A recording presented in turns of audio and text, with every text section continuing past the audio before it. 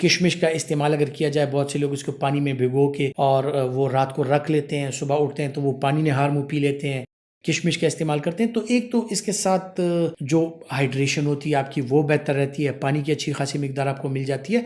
और दूसरी बात ये होती है कि किशमिश के जो फ़वाइद हैं उनमें उसमें विटामिन सी पाया जाता है, विटामिन ए पाया जाता है, उसमें कैल्शियम, विटामिन डी पाया जाता है। तो ये आपके स्किन की सेहत के लिए, आपकी आँखों की सेहत के लिए, आपकी आपकी इम्यूनिटी को बेहतर बनाने के लिए और साथ ही साथ जो जोड़ों के बीमार लोग होते हैं, जिनको जोड़ों के मसाइल होते हैं, उनके लिए भी इंतहाई बेहतरीन है।